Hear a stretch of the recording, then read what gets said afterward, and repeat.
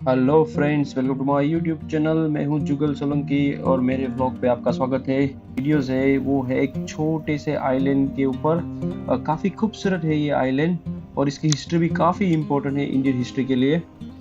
तो हम बात करेंगे आज एक दीव आइलैंड की, जो कि एक यूनियन टेरिटरी है, मतलब कि ये एक केंद्र शासित प्रदेश है और सीधा सेंट्रल गवर्नमेंट के अंदर आता है।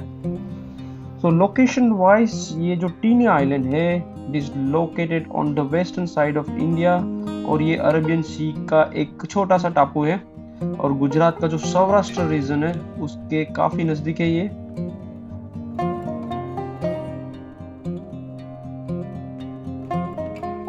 तो जैसे मैंने कहा था दैट दीव आइलैंड की हिस्ट्री काफ़ी महत्वपूर्ण है इंडिया की हिस्ट्री के लिए। और दीव आइलैंड पे बहुत सारे एम्पायर सल्तनत ने राज किया है। तो इन 322 टू 220 BC चंद्रगुप्त मौर्य का जो एम्पायर था उसमें सौराष्ट्र था, उसके अंदर ये दीव था।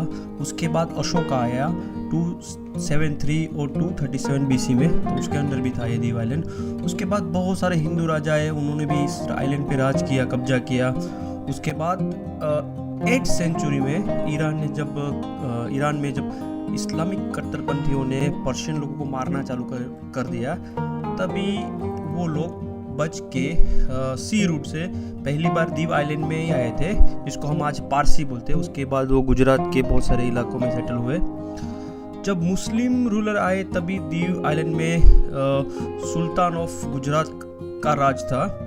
उसके बाद पोर्चुगीज ने उन पे अटैक किया दीव में और दीव को पोर्चुगीज के अंदर लिया। तो दीव मुस्लिम वर्ल्ड और जो यूरोपियन वर्ल्ड था उसके लिए ट्रेड का एक इम्पोर्टेंट लोकेशन था, जहाँ से पूरा वेस्टर्न एशिया या बोल सकते हैं यूरोप को भी एक्सेस कर सकते थे। यहाँ से ही कलिकत से जो मसाले आते थे और फिर यहाँ से डिस्ट्रीब्यूट होते थे। सो इसके लिए पोर्चुगीज ने बैटल ऑफ दीव 1509 में की थी, एक सिग्निफिकेंट इवेंट जिसका डिस्क्रिप्शन आपको यूरोप के बहुत सारे जो वेबसाइट से हिस्टोरियन है वो डिस्क्राइब करते हैं। One of the most important battle जिसमें पोर्चुगीज की जीत हुई थी। Combined alliance of sultan of Gujarat, Mamluk of Egyptian, Zamorin of Calicut and Ottoman empire combinedly लड़ रहे थे पोर्चुगीज के सामने, तो भी वो हार गए। ये युद्ध जीतने के बाद पोर्चुगीज के सामने बहुत सारी और मुश्किलें भी आई। वापस से बहुत सारे युद्ध हुए, उसमें वापस से कैप्चर रिकैप्चर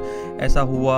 और लास्ट में जब पोर्चुगीज ने कैप्चर किया, उस टाइम का जो गवर्नर था डी कुना, उसने वापस आइलैंड कैप्चर करके जो मुस्लिम रूलर था बहादुर शाह, उसको मार दिया। और उसके बाद 1535 से लेके 1961 तक, मतलब कि इंडिया की जो आज़ादी थी उसके बाद भी ये पोर्चुगीज के अंदर ही रहा ये आइलैंड।